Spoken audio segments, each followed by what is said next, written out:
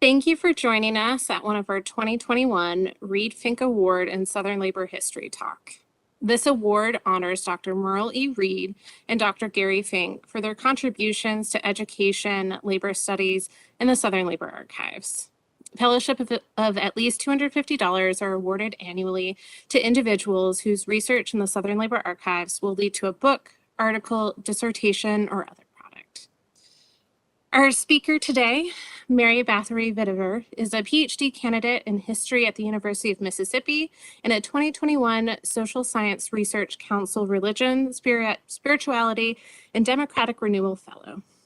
Her dissertation project, for which the Reed-Fink Award has provided funding, examines how a socially focused religiosity meshed seamlessly with a commitment to Jeffersonian democracy and broad constructions of civil rights to inspire social activism across multiple generations of white Southerners and across diverse movements in an effort to redeem the region they love from the sins of both the Old and the New South. Her talk today is titled Every Bit as Important as the Economic, Miss Lucy, the CIO, and Religion in the Southern Labor Archives. Leave it to you, Mary. Thank you, Lisa.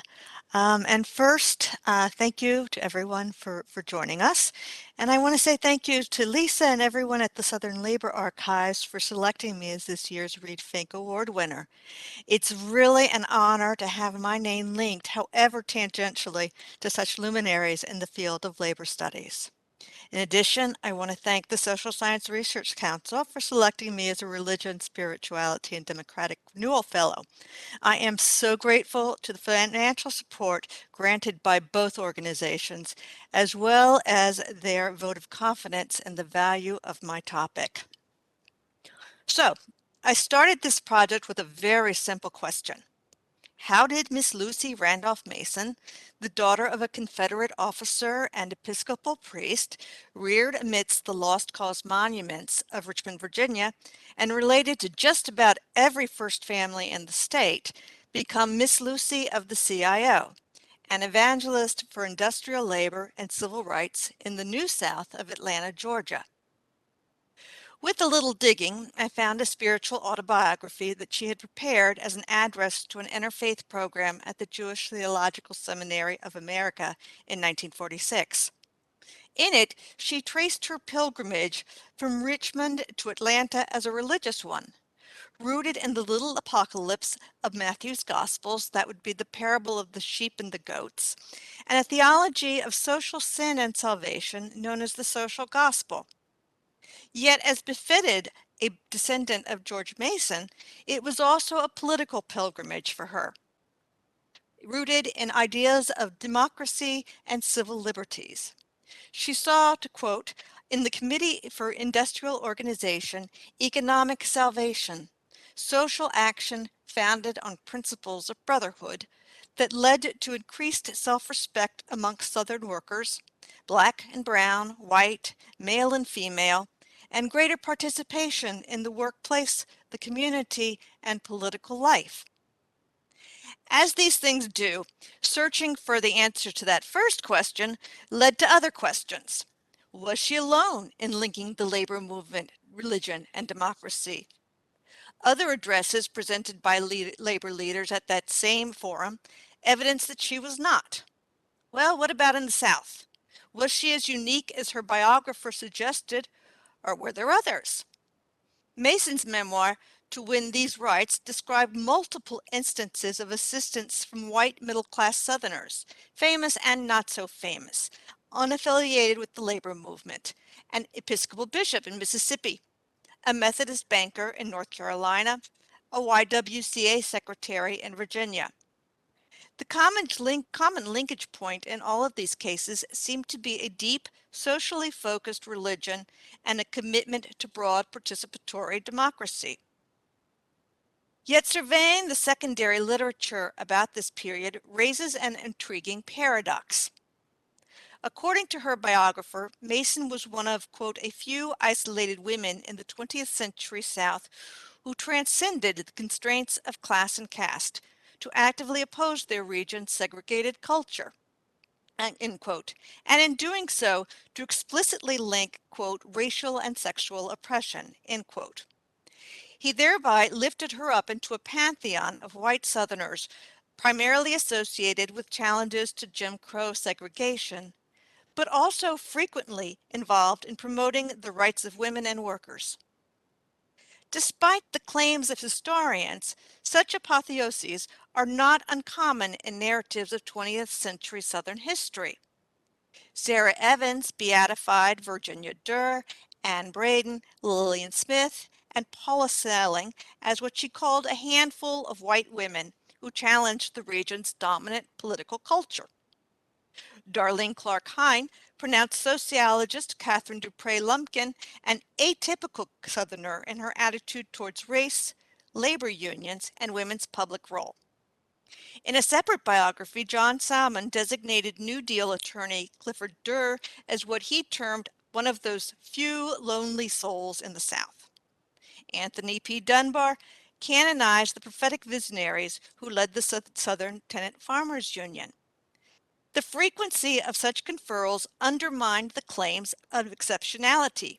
Yet we, and here I mean not just historians but a general public, rarely challenge the image of the South as consistently conservative, racist, fundamentalist oligarchy.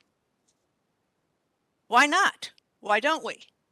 Well, broadly speaking, perhaps whether we're liberal or conservative, whether we're looking at Joe Hill or John Galt, we Americans really do embrace that myth of rugged, lonely challengers to a monolithic evil.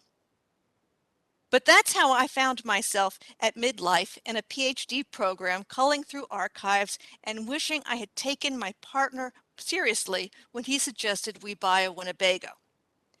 And my simple little question about Miss Lucy had become something much larger and more complex. So that's a long introduction to my title, but as the title does suggest, I'm going to talk for the next while about a little more detail about Miss Lucy, the CIO, and religion and the Southern Labor Archives here at Georgia State University, and as they link up to archival material I've uncovered elsewhere. That should still leave plenty of time for questions, suggestions, and maybe even some debate. So here goes. In the 1950s, France Daniel, a one-time seminarian and longtime labor leader in the U.S. South, looked back on the movement's victories and failures in this region.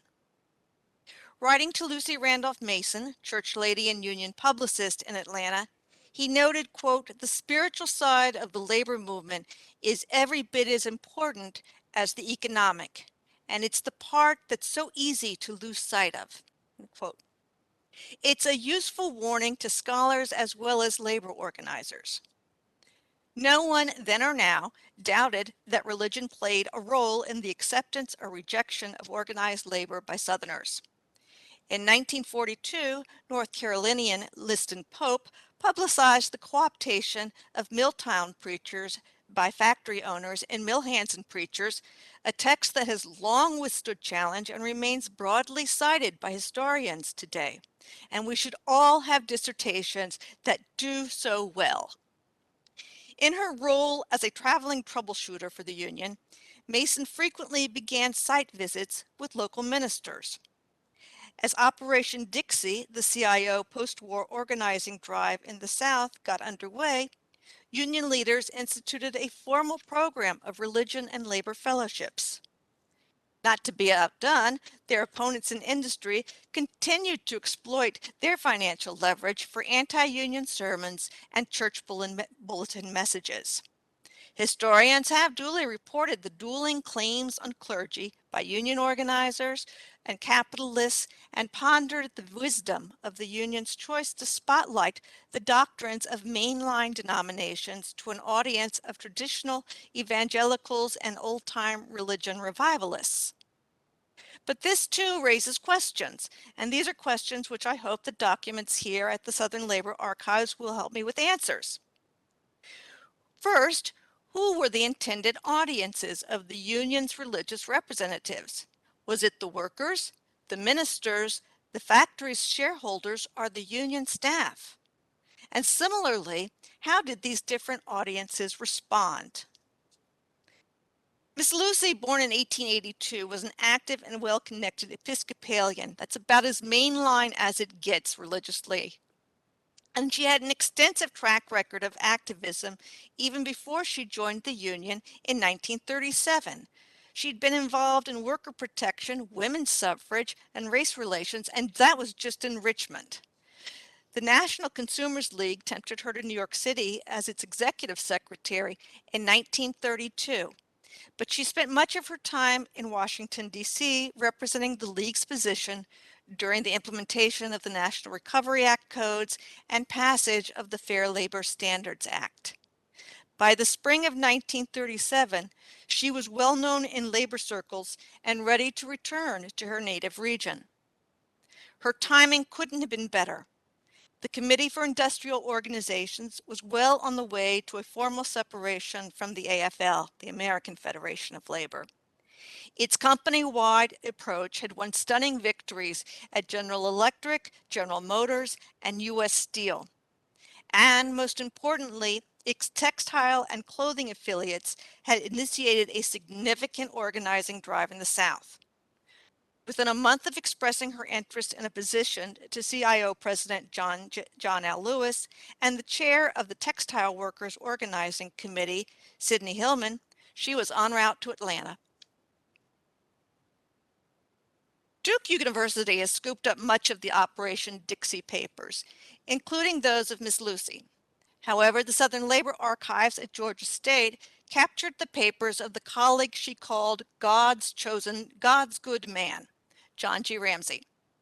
Born in Oklahoma and raised in eastern Tennessee, he moved as a teenager with his family to the steel mill town of Bethlehem, Pennsylvania during World War I. He worked in the mills there for 17 years, joined the Union in 1936, and became the first president of a Bethlehem Steel local CIO. Like Mason, he also saw union work as mission work. And that, in his own words, working, quote, for the well-being of my fellow men is a vital part in building the democratic way of life and the kingdom of God, end quote. And that reference to the kingdom of God is a clear signal for a social gospel Christian. By the time he and Mason met in 1945 at a Federal Council of Churches conference, they knew each other by reputation. She invited him to speak at the inaugural Religion and Labor Fellowship Luncheon Group in Atlanta, and shortly afterwards the CIO asked him to join the Operation Dixie effort. The detailed reports of his travels around the South between 1946 and 1953 provide the researcher with honest assessments of local clergy and their feelings about the CIO. For example, a Presbyterian minister in South Carolina was, quote, a fine person with no deep social conscience, end quote. While in the same town, the Methodist minister and his wife were, quote, exceptionally fine people with a great deal of moral courage. They have a great admiration for Brother Puckett and have had a great influence in stabilizing public opinion, end quote. In Oak Ridge, Tennessee, a Methodist minister planning a vacation invited Ramsey to preach the sermons in the church while he was gone. In Savannah, Georgia, Ramsey had a very frank talk, his words with a member of the hierarchy, regarding the failure of the Catholic Church, again his words, to cooperate in our fellowship in Atlanta. Yet, in that same report, he also noticed that in the Archdiocese of Louisville, Kentucky, the Catholic Church publicly supported the CIO effort at International Harvester. Ramsey's files on the various religion and labor fellowship groups initiated by him and Mason offer greater insights into a particular community. So again, for example, the Birmingham, Alabama group has a file that shows it meeting sporadically over a 5-year period from 1945 to 1950. It was interfaith from the beginning. The minutes of its first meeting, however, also recorded the request by 2 members that the meetings be interracial as well. 5 years later, the invitation to the April 1950 meeting explicitly stated that the event would be interracial. In an effort to, quote, achieve a better understanding between all our peoples, quote, invitations were extended to prominent Black clergy in the city, and a suggestion made to each participating labor organization to have an African American member be present. In a letter afterwards, Mason gave full credit for the meeting's success to William H. Marmion, the Texas-born rector of St. Mary's on the Highlands Episcopal Church in Birmingham. She wrote him, if this had been the single occasion when the Religion and Labor Fellowship took leadership in improving race relations, its existence would have been duly justified. Thank God for men like you in the Christian ministry. Perhaps more than you realize, you are outstanding in Birmingham for courageous leadership in maintaining Christian principles. Your good name has spread abroad in the church elsewhere. 2 months later, Marmion announced his departure for a church in Delaware. Given the speed of the announcement, it seems unlikely that his resignation was the direct result of his integrating the church parish house. But determining the linkage, if any, will likely require a visit to the repository of his papers in Blacksburg at Virginia Tech. However, he would not cease his efforts towards racial equality. 10 years later, in 1960, now Bishop of the Episcopal Diocese of Southwestern Virginia, he would insist on integrating the diocesan camp. Before leaving the Ramsey papers, I'd like to return once again to that question of audience. Clearly, Mason, Ramsey, and the CIO leadership understood the usefulness of educating local clergy on what they saw as shared values between religious values and union goals. As noted, Ramsey's reports indicated who among the clergy were committed to labor's cause, who would be helpful to organizing workers, and who would take management's side. Sermons to workers in the larger community made a difference in the local climate, deterring or inciting violence, encouraging or discouraging votes. Personal conversations between clergy and laity might do even more. And this was surely Ramsey's hope when he traveled to New York to meet with the absentee owners of several textile mills in South Carolina. He discovered that, quote, family opinion is divided, end quote. And while direct management was entirely conservative, a liberal part of the family was quite concerned about the situation. While in New York, he also contacted the family's minister at the prestigious Madison Avenue Presbyterian Church, suggesting that the minister use your good influence to mediate or arbitrate between the various family factions. This was not presumption on Ramsey's part. As a leading Presbyterian layman, he counted the minister as both friend and ally. Yet, also, as the language used by Ramsey and Mason reveals, religion was not just an organizing strategy for them. And returning to Daniel's statement, the spiritual side of the labor movement was deeply and personally important to many in the CIO. This spirituality emerges throughout the archives, and sometimes in surprising places. Textile organizer Don McKee's papers contain his annotations on an essay by Christian ethicist Ernst Lefevre. The portrait of organizer Carmen Lucia bears the clear influences of religious ideals. The papers of Georgia native Steve Nance contain a memorial written by Mason upon his untimely death at age 42.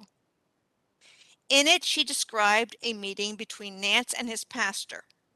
Shortly after the doctors warned him of the risks to his health of overwork, the pastor urged him to take better care of himself.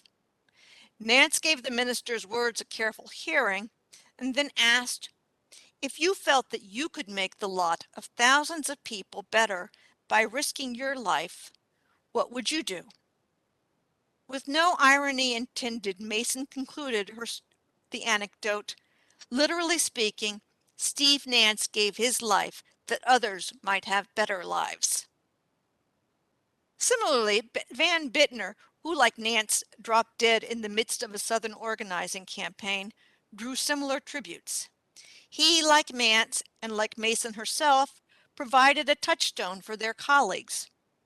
As Daniel wrote in his letter to Mason, she restored his commitment and motivation by her constant faith and calm presence in the often vitriolic and violent storm that accompanied the labor's movement's battles for recognition.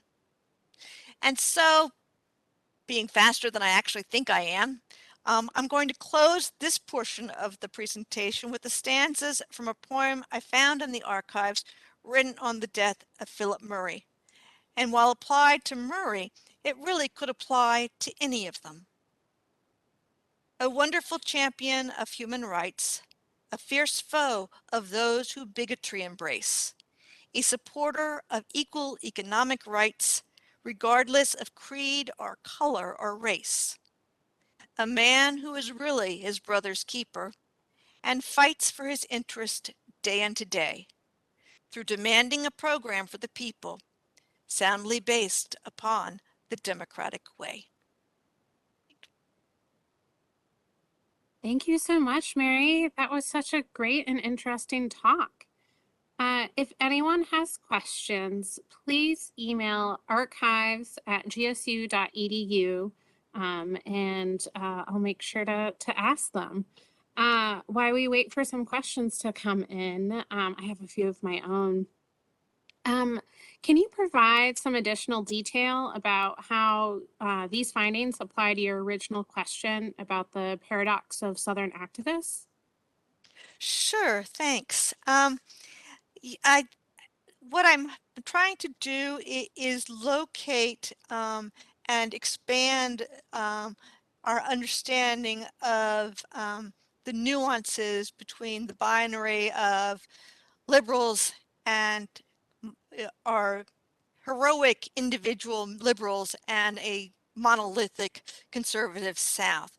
And so one of the really great things that this archive's helping me to do with the reports that Ramsey provides is to build out that list. And while I concentrated on ministers for this talk, he also lists his interactions with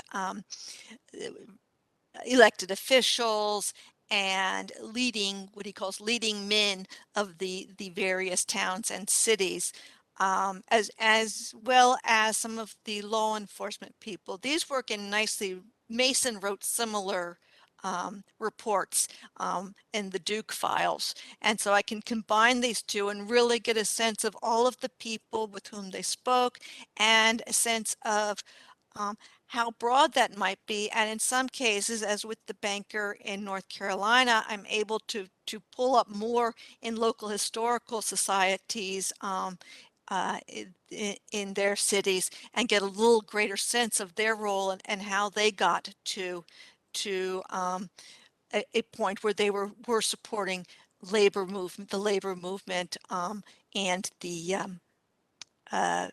ultimately then moving on to civil rights for African Americans. Thank you. And again, a reminder, if you have any questions, please email them to archives@gsu.edu. So have you found in other archives material that links up to what you're finding in the Southern Labor Archive? Oh, it has been just terrific. The way I'm able to find these links between people. So, for example, I had while I was up at Catholic University, I found a series of correspondence with the Archbishop of the Diocese of San Antonio, Roman Catholic, um, who had been friends with some of the people in the National Catholic Welfare Conference with John Ryan and Father Higgins. Well, he popped up again in a series of articles written by the wife of the publisher of the Washington Post, who was doing a tour of the South, and one of her constant correspondence was Archbishop Lucy. Well, Archbishop Lucy has popped up once again here at the Southern Labor Archives in some of the conversations. Texas was one of the first areas that developed a religion, a Texas-wide religion and labor fellowship, and really promoted the idea to the national union. And part of one of the key persons involved in that was Archbishop Lucy. So he becomes then a new and interesting person for me to try and find out a little bit more, although I'm not sure I'm going to make it to San Antonio. So that's the one that has popped up most frequently. Again, here I was up at spent some time with Dorothy Blanca's files and some of her correspondence and visits with Eula McGill and the women CIO here in Atlanta. So I've been able to see some of the documents from Eula McGill's point of view down here, as well as including a program from a visit by Dorothy Blanca coming down from New York. She has also popped up in a couple of places regarding women's experience in union organizing. She was very much a mother hen to her organizers, but also trying to smooth troubled waters when some male chauvinism began to raise its ugly head, and trying to keep the women from boiling over when faced with those kinds of issues. So those are a couple of the ones, but it really is, it's just been delightful to find Lucy Randolph Mason again, and in Ramsey's papers, he talks about how she got the book deal with Harper's to publish her memoirs, and what they required of her, and her intention to continue working at the union just about a few months before her actual retirement. So there seems to be a little bit of disagreement as to what she was going to do next after the book. Okay, we have a couple of email questions from Hal. He was wondering how the Uprising of 34 has featured into kind of your research and research findings. And also from me, as a nice plug, Southern Labor Archives has a great oral history collection of survivors of the Uprising 34 available in our digital collections. Right, that's a great question, because it looks at sort of at how I'm trying to structure this dissertation. I had a recommendation from historian Glenda Gomer that I needed to find a Forrest Gump to tell this story, and somebody who just kept appearing everywhere. And Lucy Mason is my Forrest Gump. As it were. So during that period, she was up in New York with the National Consumers League. So I haven't spent a lot of time looking at the uprising of 34. That said, it clearly influenced how Southern workers responded to another round of efforts to organize. And the fears that it raised in terms of their concerns about job security and blacklisting. And there definitely was some of that as a result. So yes, I know about it. I see its influence on what happens when Mason comes down to work with the union, but because she wasn't there specifically, it's sort of outside. And that's been finding, setting parameters and saying, this is not my project. I cannot tell you how hard this is for me. I'm sure it is for other people. but that's one of those things that I'm just saying that one I'm going to have to set aside. Yeah, definitely. Scope creep can be very challenging in projects like this. We have a question from Lacey. She is wondering, you're focused on Protestants in the South, but is there a difference between the Protestants and the Catholics? And are there any links with Jewish Southerners? Oh, absolutely. And that has it became very that's not going to be grammatically correct. I very quickly, it didn't take long to see that this was not just a Protestant issue. Although in my focus, that's where it started. But Catholics were involved in this, and Southern Jews were involved in this. And it's raising questions in my mind as I go through the literature and the archival research as to whether the Protestant hegemony of American religious history and of this and our imagination of the South really stands. And I'm increasingly of the opinion it doesn't. And so this is why I spent a significant amount of time at Catholic University in their archives, where I located a Atlanta girl who ultimately ended up in Washington, D.C., leading an effort there in that city along the lines of the Catholic worker, but also promoting issues of race relations and labor oriented economics. How could she not, in a building with John Ryan? And as well, when I look at other areas, is Gertrude Wales' work, and the National Conference of Christians and Jews. The women and men who participated in these organizations were also frequently men and women who participated in other activities. So for Mason, for example, had a very good friend, an art teacher, Adele Goodman Clark, who, in addition to being one of the founding members of the Equal Suffrage League of Richmond and the first president of the League of Women Voters in Virginia, was also a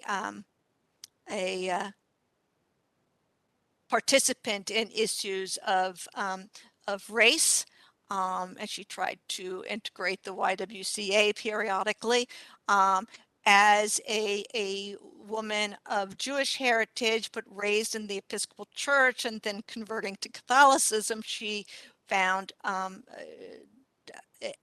she ended up being very active with the National Conference of Christians and Jews, and she promoted with Lucy Mason issues of labor. So it really, we can't really pigeonhole a lot of these people. We sometimes try to. It's Miss Lucy of the CIO, but she was, before she was Miss Lucy of the CIO, she was a suffragist.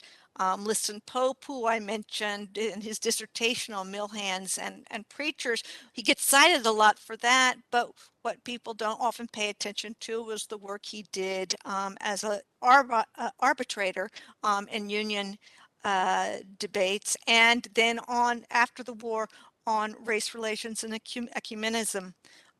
So I'm trying to burst some of those boxes, and one of those boxes is that hegemony of social action in the South as being one that's Protestant when there's a religious aspect to it. It's not. Oh, that's so interesting. We have a question from Ben. He's asking, have you found anything of interest outside your project that you hope a future researcher will explore? Oh gosh, yes. What I discovered, one of the things I discovered, and this is always so much fun, were in the Carmen Lucia papers, is a former student here at Georgia State was working, trying to develop for her thesis, a biography of Lucia, and she had begun to interact with her even as Lucia was slowly falling ill to dementia. There on the back is a note to Dr. Fink with some questions she wants to ask him because he's her advisor. But I think Carmen Lucia and how she made the move from Italian immigrant to milliner organizer to club woman here in Atlanta. So she'd gone from Italy to New York and the Northeast to Atlanta. I think that would be fascinating, fascinating to consider. I also think some of the discussions around women and their experiences amongst men would be really fascinating to draw on. And I think there's a lot both in the Southern Labor Archives, but also in some of the gender and women archives here at Georgia State that might make for a nice interaction and linkages. One of the other things I found, and I'll make some use of it, but there's just, it's really very rich, is a set of surveys that the Southern Regional Council undertook to discern how race relations were playing out in union locals in the South during the 1950s. And not just for the information they provide about were the union locals integrated or not, how tense were relations between blacks and whites at that point, what were the leadership opportunities or not for the African Americans and already integrated locals. But what's fascinating is the questions that don't get answered. There are these blocks of silence, both in terms of race and assumptions made about the race of those who the interview would be talking to. So there's a whole series of those from several different states that I think would make a nice, smaller, discrete project for someone. Yeah, both of those projects sound really great. And yeah, in the Southern Labor Archive, we have great intersections with our other collecting areas and across so many different topics that are really, really ripe for research. Again, if anyone has questions they would like to ask, you can email them to archives@gsu.edu, and I'll make sure to ask them. So I know you're early in your research here in the archive, but have you found anything surprising or unexpected so far? Yes, and this comes back to the Emory Via files where the surveys are. So that was one surprise and excitement, but also was a series of letters between him and Clarence Jordan and other residents of Koinonia. I always have such difficulty pronouncing that. Koinonia farm down in Americus. Jordan had been at one time considered as a likely candidate to follow Howard Kester as the secretary of the uh, Fellowship of Southern Churchmen, but he declined. He was busy with the farm. And for those who aren't familiar with Koinonia, he was a graduate of the Baptist Theological Institute, and he and some of his fellow students decided to develop a interracial, interclass farm. And ended up on a farm in Georgia doing what they wanted to do, and also being shot at and thrown out of their church for their efforts. But it became a great stopping point for the socially active Christians, primarily during the 1950s. And I was not expecting to find the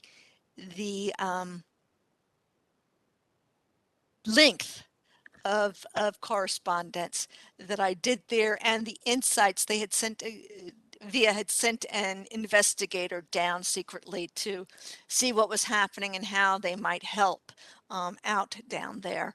And so that gave some insights, additional insights, as well as what those who weren't residents were thinking and trying to do at that early stage. It's really neat. It really has been. um, it really has been exciting and fruitful, and I've only been here 3 days, and I'm really looking forward to seeing what else I find as I move through boxes.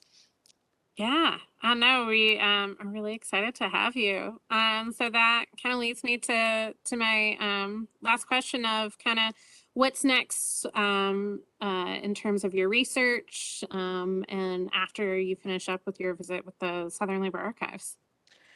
So I will I've got a couple other stops here in Georgia. I'll go over to Emory and Candler in particular to look at some of the documents, both from the labor side, but also from Liston Pope's students that he was sort of setting up as a fifth column of ministers and to go back south.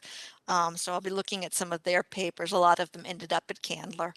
And then back up to North Carolina to revisit some of the archives at there, both at Duke and at Chapel Hill. Returning, I am going to make a stop in Blacksburg and look at Bishop Marmion's papers and see what I can find about his time here in Atlanta, here in Alabama. And at that point, I'm running close to the end of my budget and my time, and will return in the summer to Oxford to resume, to actually see what I found, really organize it, and somehow write a dissertation while teaching classes. So it's going to be a busy couple of years. Another busy, it's been busy. It's going to be, I guess, a really busy year next year. Yeah, it sounds like it. Well, we're so happy to have you stop at the Southern Labor Archive to continue to do your work. And thank you so much for this great talk. Well, Lisa, thank you so much for having me here. I knew this was going to be a special spot, and why I had budgeted some time with the fellowship, but this just allowed me to is allowing me to spend some really an extra week here at the Southern Labor Archives, and I'm just enjoying myself immensely. Oh, well, we're so glad that you're finding such great material here. So a couple of administrative things before we wrap up. I want to invite you all to join us for our next 2021 Reed-Fink Award talk on April 19th at 1 p.m. titled Household Technicians or Maids of Honor, the National Domestic Workers Union and Black Women's Political Power in the 1970s Atlanta. This talk will use employer nominations for the National Domestic Workers Union Maid Day to explore how the union changed the radicalized and gendered labor relationship between predominantly white women employers and Black domestic workers in Atlanta. Again, I hope to see you there on April 19th at 1. And then if you're interested in applying for our 2022 Reed-Fink Award, applications are open and can be accessed via this link or the Special Collections website. And applications close on September 15th. I'm looking forward to reading your applications. And thank you so much, everyone, for attending our first 2021 Reed-Fink Award talk. And again, Mary, thanks so much for such a great discussion. It was really interesting to hear more about your research. And we look forward to seeing you all on April 19th. Thanks so much.